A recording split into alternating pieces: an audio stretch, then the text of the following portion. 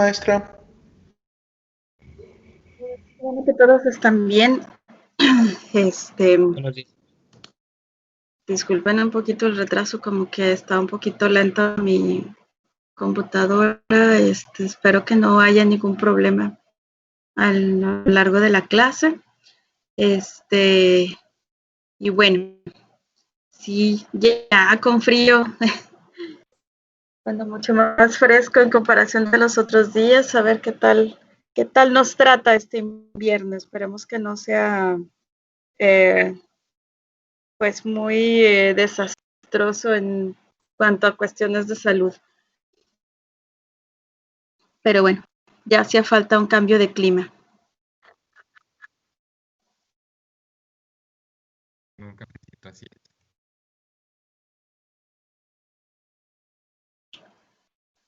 Bueno, nos habíamos quedado en... ok, gracias, Dania. Esperemos que se restablezca la señal de Fátima. Si no, pues podemos iniciar la grabación. Bueno, vamos a iniciar la grabación de la sesión para que pueda consultar la clase a lo largo del día.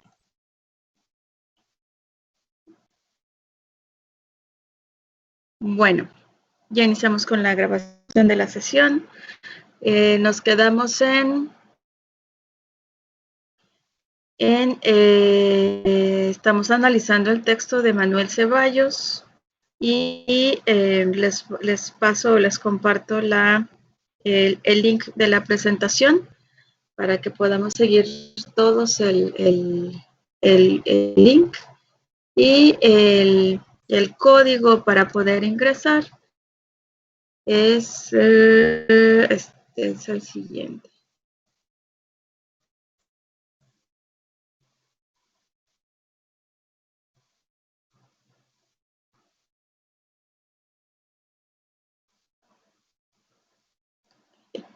Allí muy discretamente el tamaño de la letra. Pero bueno. Entonces, vamos a iniciar también. Voy a iniciar a compartir la pantalla. Permítanme tantito, déjenme.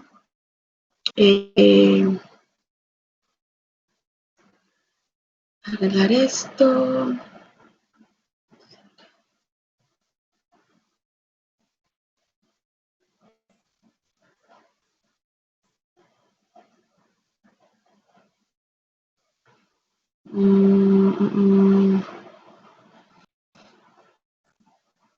¿En qué parte nos quedamos de la lectura de la clase pasada?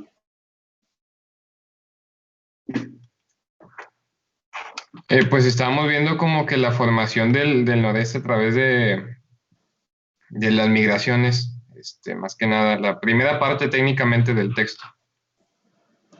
Ok, entonces, profe. Sí. Yo tengo una duda todavía, creo que estoy bastante de acuerdo con Miño, fíjese, porque sí se me hace como muy difícil esto de la historia regional cuando no tenemos una definición universal de lo que es la región, pero creo que ya acordamos que la región es mucho más que las divisiones políticas. Entonces, justamente estaba pensando, pues yo soy de Tampico, viví 4 años ahí, entonces me dio por investigar un poquito la historia y viendo... Espérame. Uh-huh.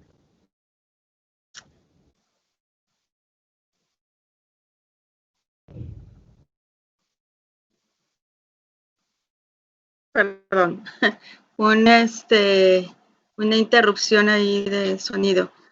Perdóname, Miguel Ángel, ¿qué me decías? ¿Tú eres de Tampico entonces? Sí. Ok. ¿Y? Entonces, pues viví muy poco ahí, me dio tantito luego de la clase por investigar de esa historia y viendo todo lo que encontré del panorama geográfico y los sucesos ocurridos, me di cuenta que en realidad no, Tampico parece no guardar mucha relación con lo que es normalmente asociado a esta parte del noreste mexicano. Entonces, ¿será que dentro de la misma división, ¿no todo Tamaulipas entra en el noreste? Pues puede ser, digo, al final de cuentas, bueno, yo pienso también que depende de la temporalidad y del proceso en el que te estás enfocando, pienso yo.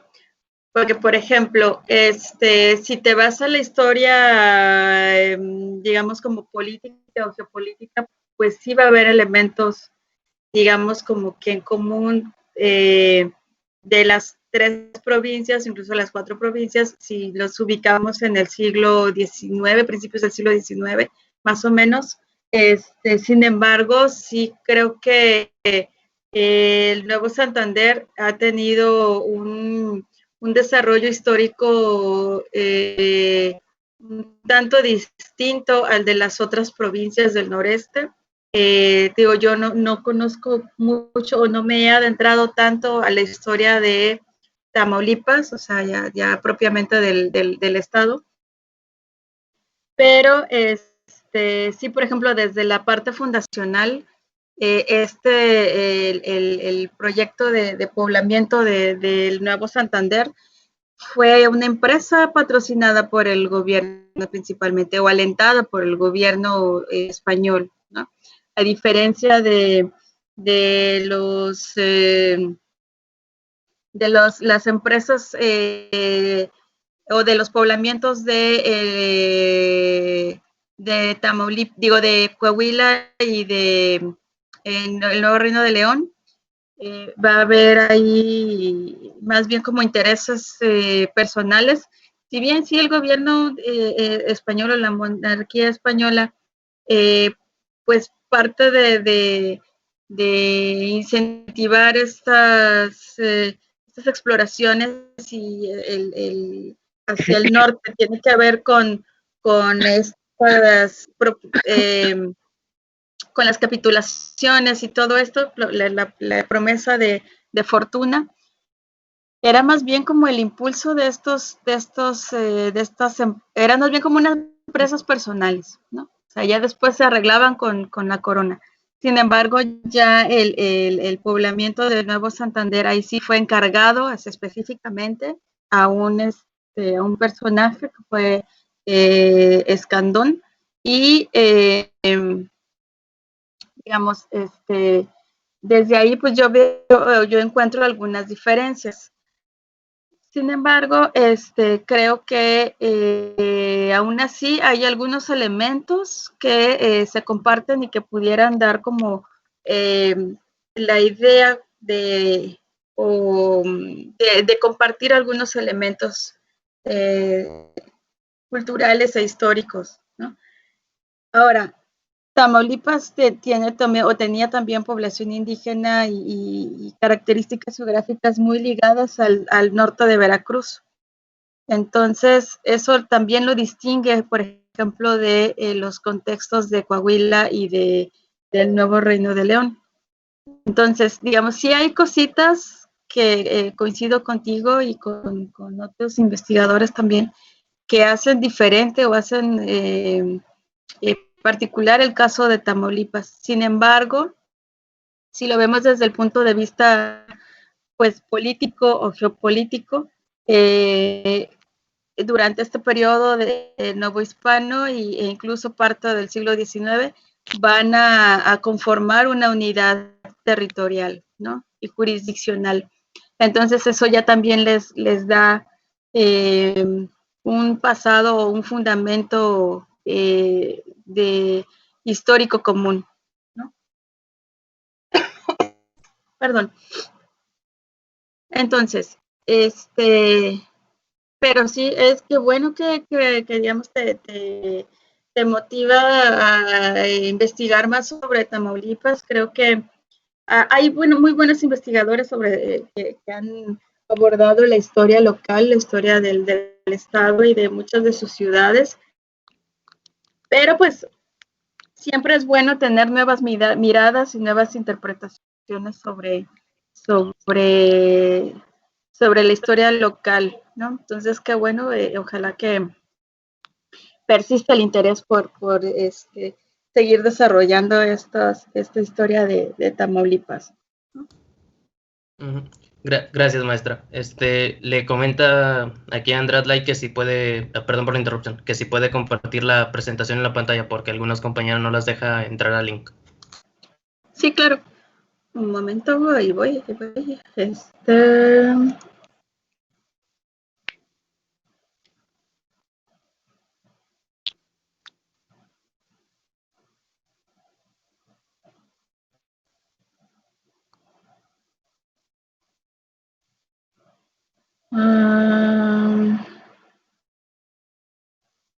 está la pantalla?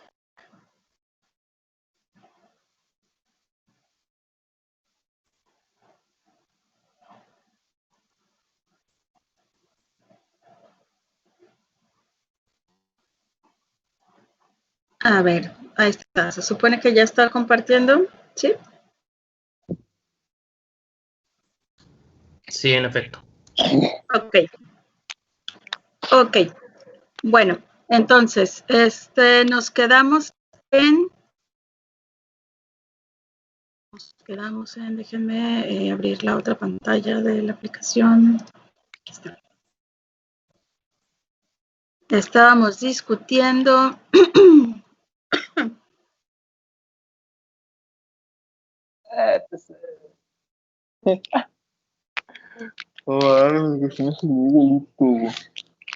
esta parte del poblamiento, ¿no? Y de si fue igual para todas las provincias del septentrión o no. Ya vimos, por ejemplo, estábamos platicando que esta empresa o este proceso de poblamiento y colonización fue distinto para las 4 provincias que son como que forman parte de la región que estamos estudiando en este momento. Y bueno, pero ¿qué nos dice Ceballos sobre este proceso de poblamiento?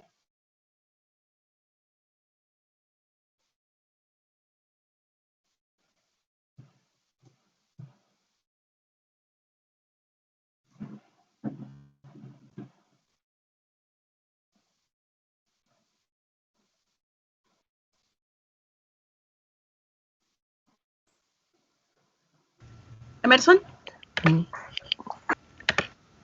Bueno, sí, ¿Sí? ya creo que ya me escuchan, sí. Sí, lo que alcanzamos a comentar brevemente, sí, la clase pasada, era que, pues, como los colonizadores, pues eran como de diversos orígenes, ¿no? Algunos eran pues, clérigos, otros eran militares, etcétera. Entonces había como mucha variedad en ese sentido, ¿no? Los habitantes que ahí llegaron, pues eran pues, de diferentes culturas y eso hizo que, pues, sí llegase como a variar un poco. Entonces, por eso ahí Ceballos menciona que tal vez no fue tan como parejo, si lo podemos decir así. Sí, y además, digamos, es también un proceso que va como encadenado, ¿no? O sea, primero llegaron, si recordamos los textos los textos de historia regional así más sencillos, pues podemos decir que, por ejemplo, primero llegaron a Saltillo, bueno, fue en esta parte de Coahuila, y luego de ahí las expediciones salieron hacia el Nuevo Reino de León, se empezó el poblamiento ahí del Nuevo Reino de León, y luego de ahí pasaron de Saltillo y de otras poblaciones de Coahuila y del Nuevo Reino de León se fueron hacia el norte a explorar Texas y también hacia el este, hacia la costa, a explorar el Nuevo Santander, ¿no? Entonces también digamos como que fue así el avance, ¿no? También hacia la exploración y la apropiación de este territorio. Ahora, bueno, durante el periodo colonial, esta región va a tener o va a pasar más bien dicho, todo el territorio novohispano va a sufrir diferentes organizaciones jurisdiccionales, ¿no? Entonces, ¿qué organizaciones jurisdiccionales o qué instituciones recuerdan ustedes que se hayan implementado en el periodo novohispano digamos, para la Nueva España? ¿Qué tipo de jurisdicciones o de divisiones podríamos encontrar? O de regionalizaciones del territorio podríamos encontrar.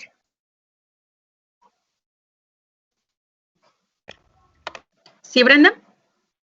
Las provincias de Oriente, el Obispado de Linares, la Comandancia General, la Intendencia de San Luis Potosí y la Diputación Provincial.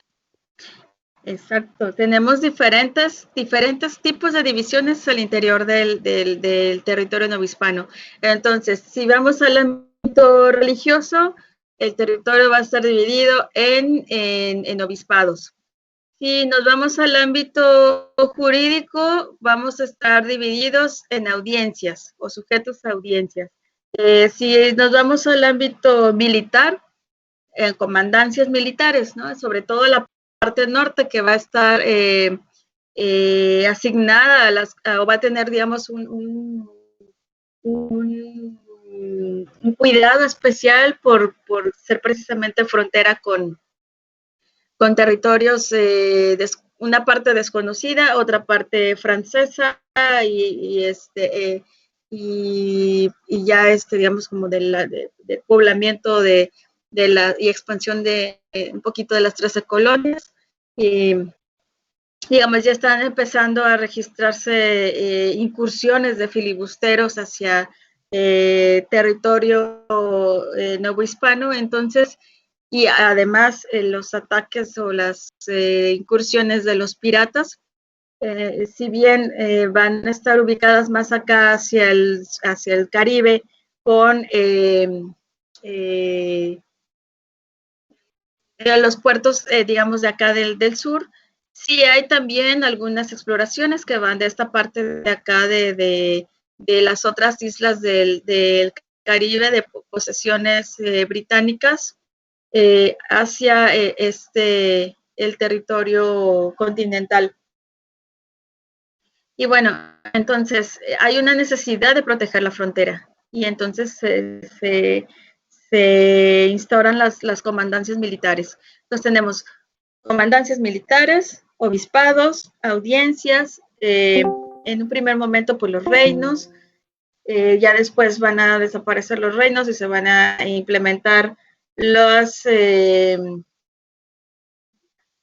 provincias o las gubernaturas, aunque no hay una definición así totalmente clara de lo que es una provincia, entonces está como muy ambiguo ese término en cuanto a la definición del territorio y jurisdiccional y demás. Hay también las intendencias, ya una vez que se implementan las reformas borbónicas, y después del periodo, o bueno, más bien dicho, a partir de la implementación de la Constitución gaditana, inician las diputaciones provinciales, ¿no? Entonces, todas estas subdivisiones, vamos a encontrarlas digamos, en la forma de dividir y de entender el territorio novohispano. Y para el noreste, como dijo Brenda, tenemos la Intendencia de San Luis Potosí y ahí estamos incluidos todas estas provincias nororientales, la Comandancia de las provincias internas de Oriente, el Obispado de Linares, que es el que nos corresponde, aunque realmente su sede después se estableció en Monterrey. Y ¿qué otra cosa me falta? Jurisdiccionalmente, bueno, en el ámbito jurídico dependíamos de la audiencia de la Nueva España, ¿no? Entonces, había ahí divisiones como muy específicas, sin embargo, pues también como que se traslapan, ¿no? Está medio confuso el ordenamiento territorial y jurisdiccional del novohispano en ciertas épocas. Bueno, si revisan los textos de IRA de Ira de Gortari y de Reinaldo Sordo van a poder como observar cómo es esta transición. También Aura Commons y Peter Gerhardt han estudiado cómo se realizan estas transiciones y estas evoluciones del territorio novohispano. Y bueno, entonces, estos elementos ahora, Manuel Ceballos habla de algunos elementos identitarios que van a ser importantes y que van a tener su origen en este momento histórico. ¿Qué elementos son estos a los que se refiere Manuel Ceballos?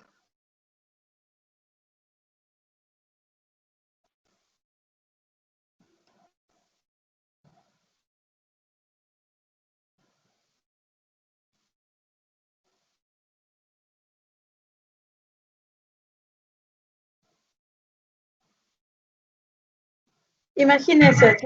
Perdón, maestra, ¿puede repetir la pregunta? Ok. Sí, imagínense que ustedes viven en alguna de estas provincias nororientales. ¿Qué elementos o qué cosas les harían como identificarse como vecinos de esos territorios?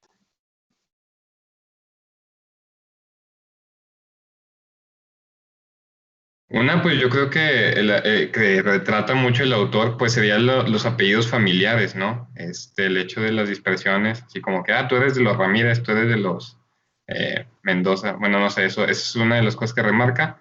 Otra, pues, yo creo que el estilo de vida, ¿no? La cotidianidad. Sí, precisamente digamos, el tipo de economía, en efecto, la cotidianidad van a ser parte o elementos identitarios importantes. Ahora, precisamente el estar como conjuntados en las provincias nororientales va a dar también un sentimiento de identidad. Y por otro lado, este sentimiento como de lejanía con respecto al centro político y económico de la Nueva España. Si ustedes revisan los textos o los documentos de los pobladores o de los ayuntamientos de estas provincias, de qué va a ser o cuáles van a ser las cosas que van a pedir y que tienen en común estas provincias.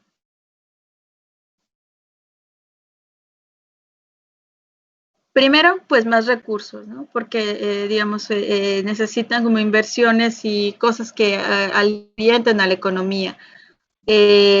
Van a tener también necesidad o van a querer ejercer sus propios gobiernos y siempre porque recordemos que en este momento tanto los gobernadores como otros oficiales y cargos importantes del gobierno son designados por el gobierno virreinal. Ellos, y bueno, generalmente son impuestos y vienen de fuera y son gobernadores que en un principio no saben nada o no tienen idea de cómo funcionan las provincias. Una de las demandas va a ser precisamente el poder contar con gobernadores que sean de la provincia. Obviamente, la corona no iba a cumplir esto porque pues si pone a gobernadores que él designa en estos territorios es para proteger los intereses de la monarquía, ¿no? Ahora, otra cosa que van a demandar mucho es la atención, ¿no? Se sienten como muy alejados como olvidados por parte de las autoridades virreinales. Y eso, si leemos o si revisamos las fuentes primarias, ese sentimiento o ese elemento va a estar ahí muy presente en la población de las provincias o de las provincias internas de Oriente. Se quejan de que no hay suficientes soldados, de que no les llegan los pagos a los soldados, de que no hay suficiente el personal para cubrir todo el patrullaje de la línea fronteriza.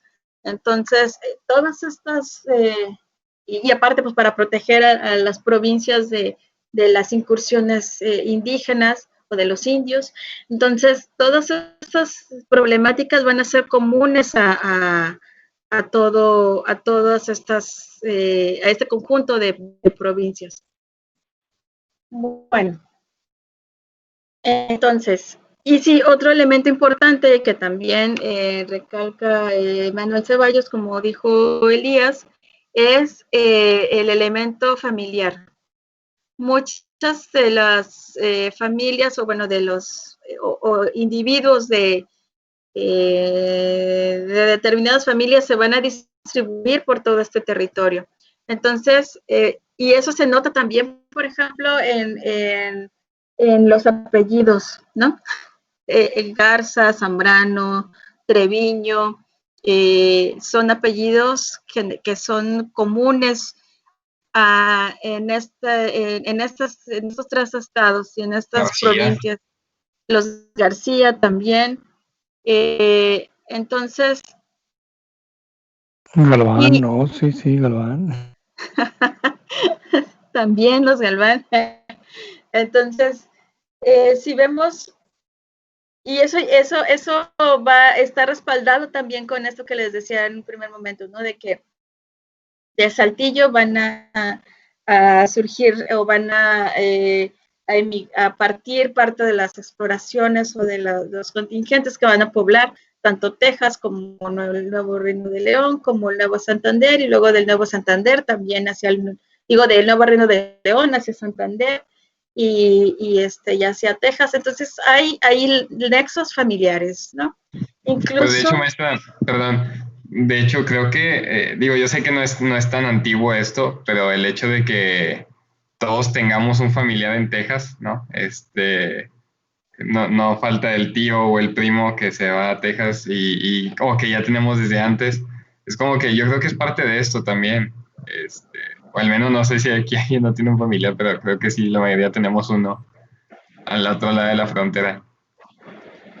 Sí, y pues bueno, ahí tiene que ver también ya con otras dinámicas, ¿no? Como la migración a Estados Unidos ya en temporadas o en tiempos más modernos y motivadas por otros motivos. Sin embargo, sí, digamos, hay cierto familiaridad ya con este territorio desde este tiempo, ¿no? Y si nos vamos y bueno, vemos cómo Manuel Ceballos también refiere en su texto más adelante toda esta problemática que se va a dar a partir de recorrer la frontera hacia el sur, ¿no? Una vez que Texas se independiza y que después viene la guerra con Estados Unidos y que se recorre aún más la frontera hacia el sur, eso va a traer problemas fuertes para la población de estas provincias. Bueno, entonces, esto es, digamos, en el entorno, el contexto, el noreste en el contexto colonial. Ahora, viene la independencia, México ya nace como un Estado-nación moderno, o vistas, o con el anhelo de ser un Estado-nación moderno, nace como una república federal, y surge allí otro momento también importante de la formación de la identidad regional y de la formación de la identidad nacional. Ahora, ¿cómo se imaginan ustedes que pudiera pensar o pudiera sentirse una persona, un habitante del Nuevo Reino de León o de Coahuila o del Nuevo Santander durante este periodo de coyuntura?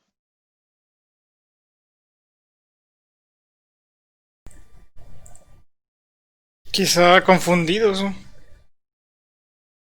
Confundidos.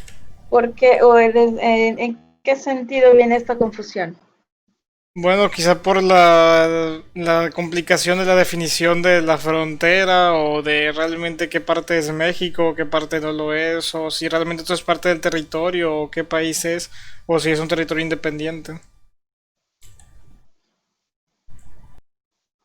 En efecto, digamos, el shock viene primero, ya no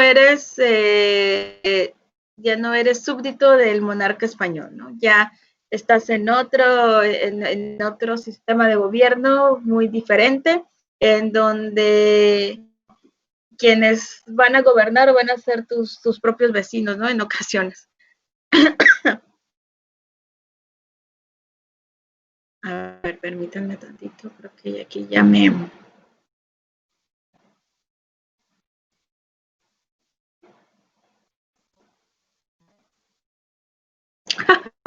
ya me pasé esta parte, bueno, igual de todas formas, sí, bueno, no, se paso a la siguiente diapositiva para no perder más tiempo.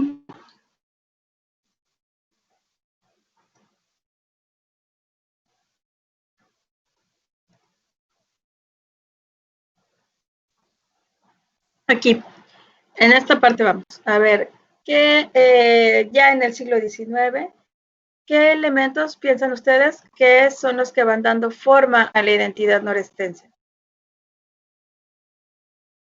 Y ahorita continuamos con la discusión. Yo diría que el trabajo. Bueno, el trabajo, el calor, o sea, el hecho de vivir en desiertos en algunas zonas y las casas. La arquitectura de aquí es muy diferente. Bueno, la del norte en general suele ser diferente a la del centro. Perdón. Okay. Suele ser diferente al centro de México. Ok, entonces si pueden ponerlo ahí en esta parte de la barrita del tablero, por favor.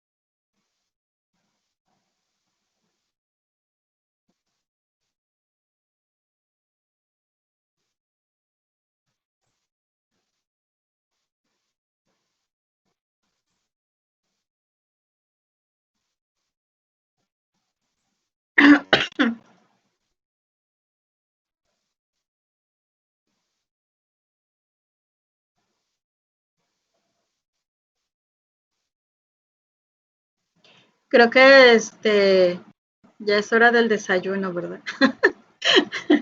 Ya estamos pensando en la comida.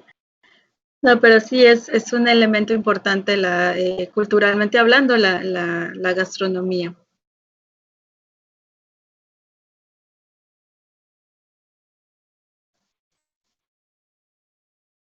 Ok, el trabajo, la arquitectura vernácula, el uso del sillar, sí, aunque digamos esto también está presente en otros espacios, pero sí, digamos, incluso hay un estilo arquitectónico, ¿no? Que se llama así, es arquitectura vernácula del noreste. La comida, sí, un poco más sencilla, digamos, su preparación no es tan compleja o con tanta mezcla de ingredientes como en otras partes de México.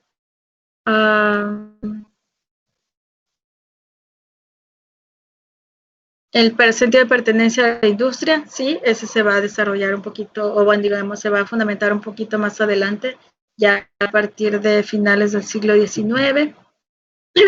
La lejanía del centro político, la poca o escasa relevancia que recibe por parte del gobierno, ¿sí? Eso también es un elemento ahí a tomar en consideración.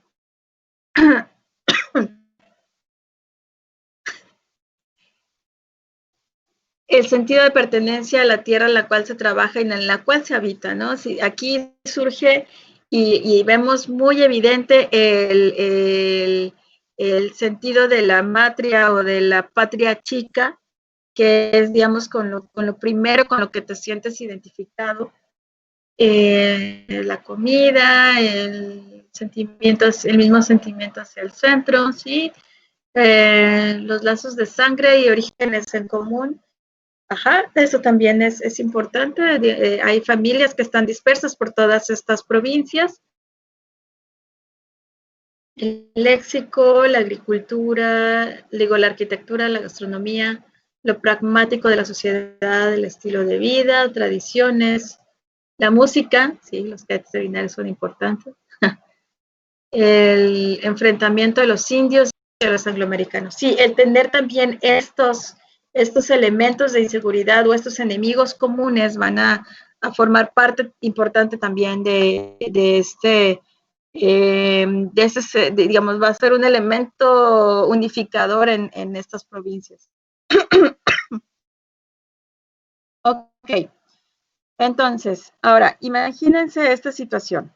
Están ustedes ya en este paso de un sistema colonial en donde existía ya este malestar, este sentimiento de lejanía con respecto al centro y a la toma de decisiones políticas, económicas y demás, que los excluía, ¿no? Porque este territorio pues fue tomado siempre como un territorio de frontera y cuya lejanía pues lo mantenía como aislado o un tanto lejano de todos los demás procesos económicos, sociales y políticos que pudieran gestarse en el centro-occidente. Ahora, llega la independencia y les dicen, bueno, ya vamos a formar un nuevo sistema de gobierno, un nuevo país, y vamos a hacer una república federal en donde las provincias que conformaban o que formaron las diputaciones provinciales van a ser la base para los nuevos estados, ¿no? Y esos estados van a tener la oportunidad de formar sus propias leyes y son soberanos también, libres y soberanos. Sin embargo, pues se van a unir a partir de jurar la Constitución, ¿no?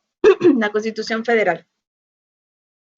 Entonces, todo esto pues, va a generar sentimientos o elementos de posturas regionales, ¿no?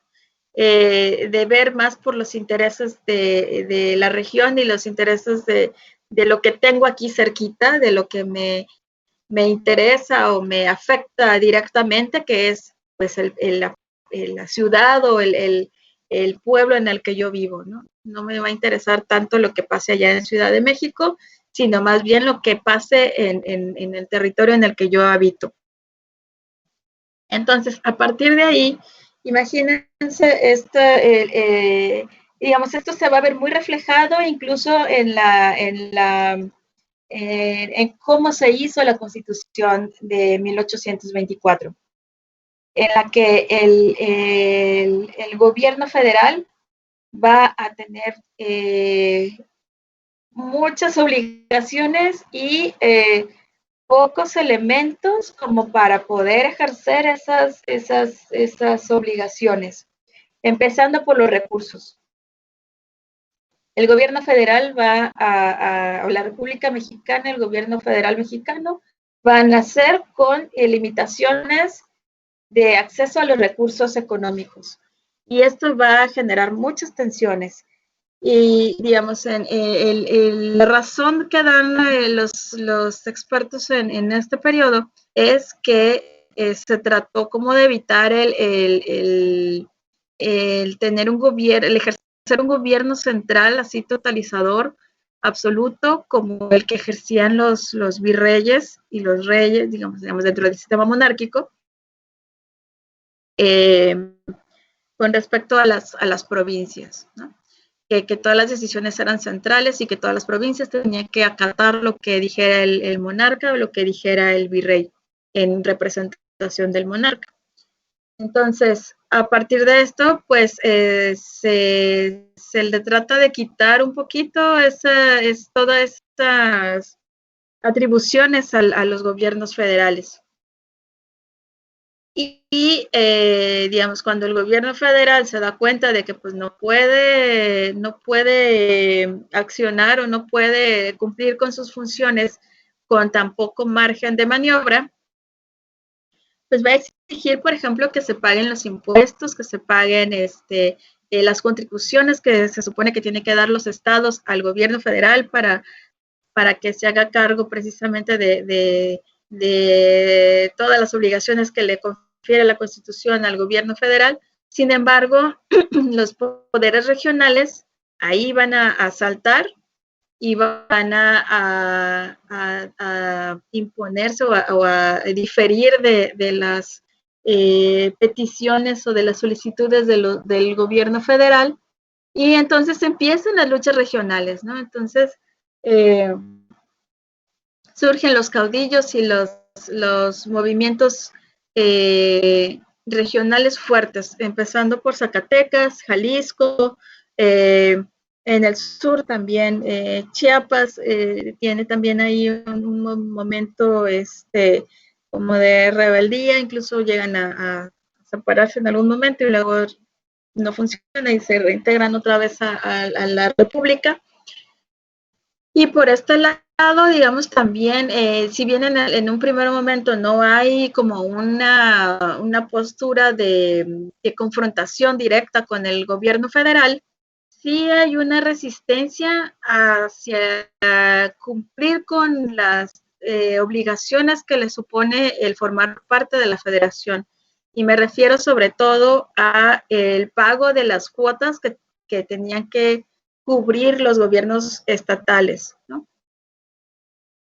Entonces, el nuevo Reino de León, nunca, o el más bien dicho, Nuevo León, cuando ya nació como estado, nunca pudo cumplir esas cuotas que le eran requeridas por la federación, ¿no? Entonces, digamos, ahí hay un elemento de resistencia hacia el centro.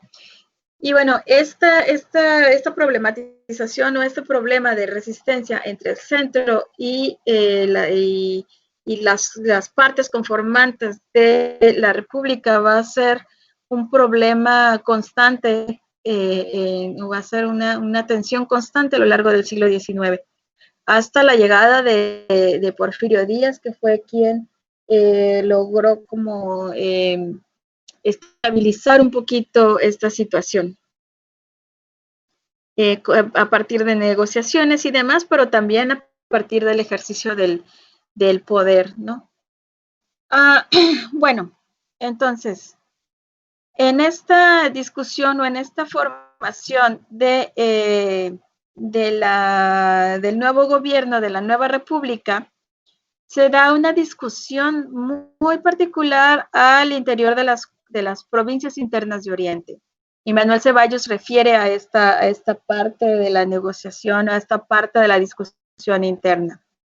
¿Qué podemos comentar con respecto a esto?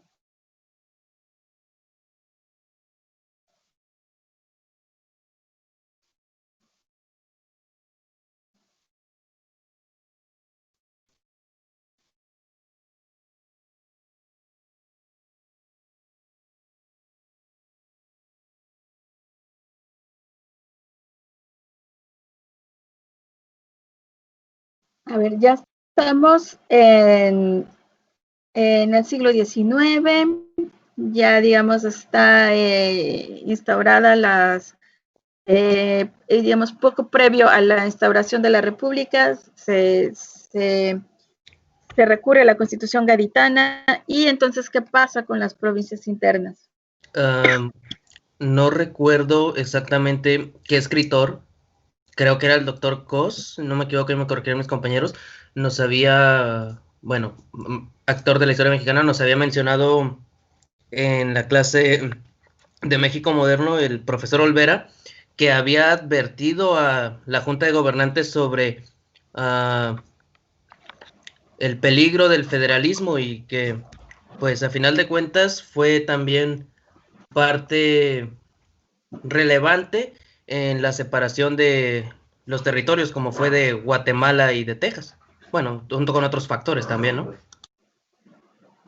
Sí, pues está esta discusión entre qué tipo de gobierno es el que le conviene más a la nueva nación, ¿no? Ricardo.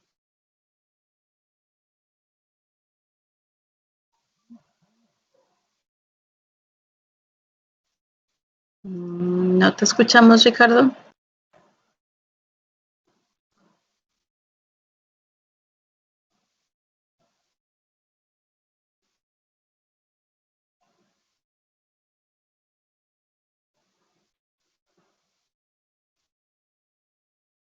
No sé qué le pasó a Ricardo. Bueno, si ahorita puedes activar tu micrófono, no importa si me interrumpes, ¿sale? Ahora, maestro, ¿pasó algo? Es que me ya. hablaron en mi casa y no estaba en la sesión, me fui como un minuto. Ok, no, es que tenías la mano levantada, creí que querías comentar algo. Sí, sobre lo que mencionaba de las diferencias culturales que había y el resentimiento o separación, pues me recordó directamente Iturrigaray con Juárez. Desde ahí hay es mucho más directo obviamente, pero desde ahí se ve cómo Nuevo León se está separando o tiene ese sentimiento respecto al centro. Y pues incluso pensaba que Nuevo León es como aquel hijo que se desatiende, crece rebelde, pero crece bien, y pues ya tiene esa separación con el centro y ya no se va a conciliar, incluso hasta nuestros días no se ha conciliado el Bronco contra AMLO. Sí, digamos, esos regionalismos ahorita están surgiendo otra vez, ¿no? O más bien dicho, ese cuestionamiento al modelo federal a partir de los estados. Pues sí. De hecho, a partir de la separación de Texas también se empezó a gestar esta idea de la República de Río Grande, y es algo que se ha retomado varias veces a través de la historia de México y que hasta en la actualidad todavía persiste. Sí, ese sentimiento de secesionista todavía continúa. ¿Sí, Carlos? Sí, maestra. Pues este sentimiento de separación prácticamente viene desde el inicio, desde la capitulación que va a recibir Luis Carvajal y de la Cueva para fundar el nuevo Reino de León. Pues el nuevo Reino de León en realidad iba a ser algo separado a la Nueva España, iba a ser como que otra colonia, pero pues por una u otra razón no se pudo. Entonces, el sentimiento de separación viene desde aquel momento y se va a agudizar más, como dice ahorita Miguel, durante el periodo de la guerra entre Estados Unidos y México, porque prácticamente el noreste queda solo ante esta situación. Y recuerdo que en una lectura, ahorita no recuerdo cuál, se le preguntaba, no, ya recuerdo, a la doctora Patricia Galeana en una conferencia a la que asistí, se le preguntó que cómo fue la reacción que tuvieron los estados del sur ante esta problemática de la separación del norte del país, cuando Estados Unidos se apropió de este territorio, y la opinión de la gente del sur pues era completamente irrelevante, ni siquiera le importó que México perdiera parte de su territorio porque lo veían como algo muy lejano. Entonces el sentimiento de lejanía pues es cuando más se agudiza, y entonces pues es muy normal que hoy en día se siga sintiendo igual. Sí, digamos,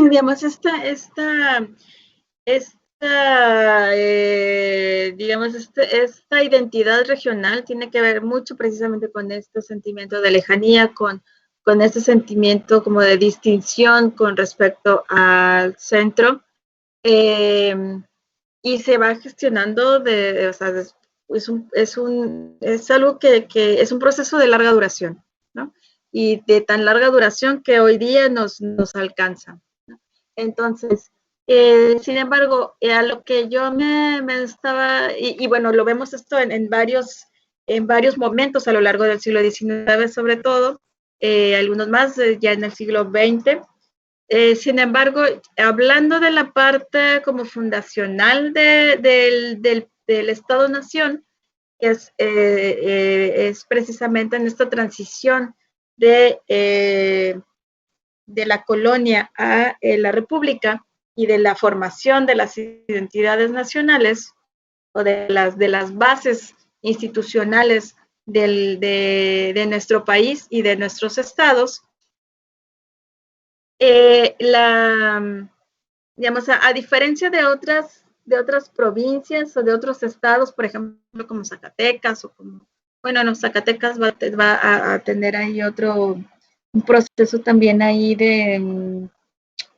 como de separación, porque, digamos, Aguascalientes se formaba parte de Zacatecas y va a surgir o va a tener esta separación, esta disgregación.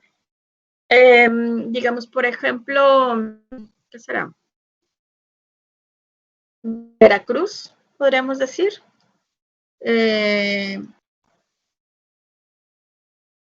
Oaxaca, que generalmente pasan, o el territorio que manejan, digamos que en el que se asientan, no sufre muchos cambios con respecto en el periodo colonial al periodo ya republicano. Jalisco va a sufrir también algunas modificaciones en su jurisdicción. Digamos, Nayarit va a separarse, Colima también, Michoacán va a sufrir también algunas modificaciones a lo largo del siglo XIX, que van a dar lugar al estado de Guerrero. Guerrero se va a conformar por provincias que pertenecían, o bueno, por territorio que pertenecía a Michoacán, al Estado de México, principalmente. Entonces, digamos, con respecto al noreste, aquí, pues, si bien recordamos, estábamos conjuntados en una unidad jurisdiccional que eran las provincias internas de Oriente. Así se determinó la comandancia, o así se nombró a la comandancia general. Así se nombró también a la Diputación Provincial, las diputaciones provinciales de las provincias internas de Oriente. La capital o la sede de esa diputación se puso en Monterrey en un primer momento. Ahora, ¿quién va a tener la representatividad de estas provincias? Pues en un primer momento, digamos, los de Monterrey, ¿no? ¿Alguien quería comentar algo? Sí, pues la lectura dice que va a empezar esa situación, ¿no? De que, a ver, pues, ¿quién va a ser la capital de esas 4 provincias unidas? Y me llama la atención porque sí es cierto, o sea, creo que esa duda a veces sí se plantea esa solución de que, bueno, que se una los estados del Río Grande, pero luego, bueno, ¿dónde va a ser la capital? Y empiezan las discrepancias. Entonces menciona que el Cabildo de Monterrey, pues sí, en un inicio bien fresco, bien tranquilo, dijo, pues que sea Monterrey. Y luego empezaron las demás provincias a proponer pues sus respectivas capitales, ¿no? Lo cual también me gustó mucho que el autor recalca el asunto de que los estados tengan su autonomía. O sea, como, a ver, aquí lo tengo. Sí, como que tengan su autonomía, pero a la vez su autonomía entre ellos mismos. Entonces es como que sí quiero Estados Unidos, pero a la vez no quiero Estados Unidos. Está muy, muy extraño. Sí, pues son estos elementos diferenciadores, ¿no? Y aquí pues van a entrar en escena 2 personajes muy importantes, que son Fray Servando Teresa de Mier y José Miguel Ramos Arizpe, y Ceballos menciona a un clérigo más,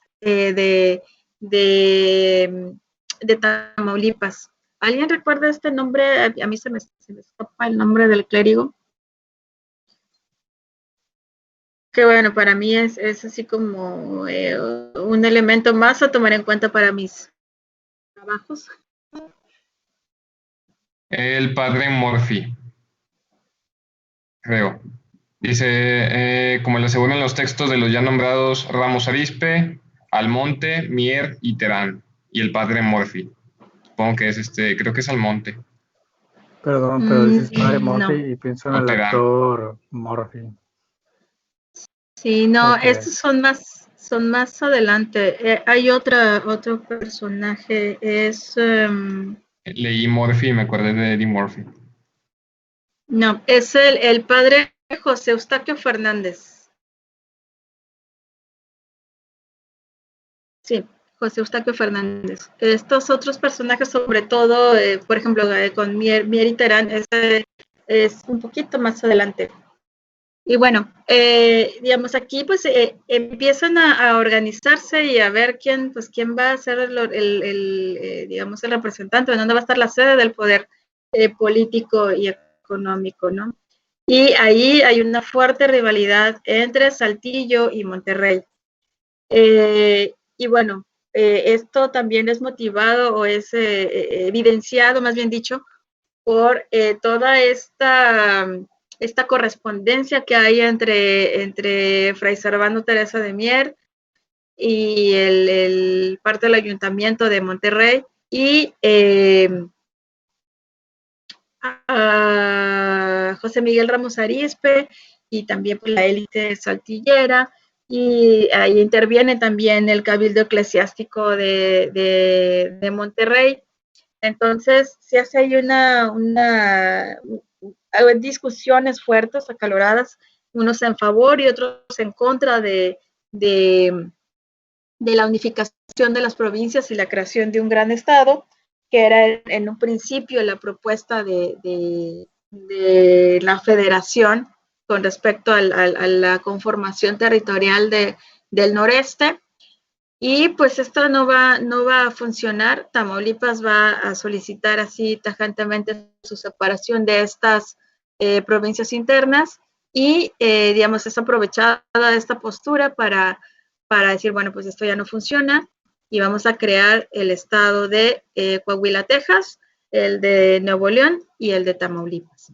Entonces, este proyecto que se tenía de unidad o de unificación regional no funcionó, se desecha. Y digamos, si vemos las parte de las actas en donde, o de las correspondencias en donde se trata o se discuten estos temas, parte de la justificación para que fuera un solo estado es precisamente el pasado común, características culturales comunes o similares.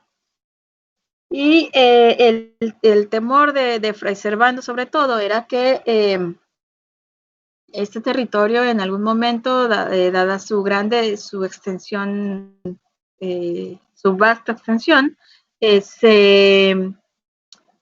se quisiera separar o independizar de la República, ¿no? Entonces, digamos, hay una discusión ahí bastante interesante que se lleva a cabo entre los grupos de élite sobre todo de Nuevo León y de Coahuila. Claro, también en Coahuila va a haber ahí una lucha interna para saber en dónde se va a establecer la capital. En algún momento la élite de Monclova, pienso también que ellos son quienes deben de tener la capital del estado y no Saltillo. Y por otro lado, acá también está la discusión entre si la Diputación Provincial tiene que estar en Saltillo o en Monterrey. Y Tamaulipas pues se desmarca casi luego de estas discusiones, ¿no? Dice, pinta su raya y dice, no, yo quiero ser independiente, quiero formar un nuevo estado.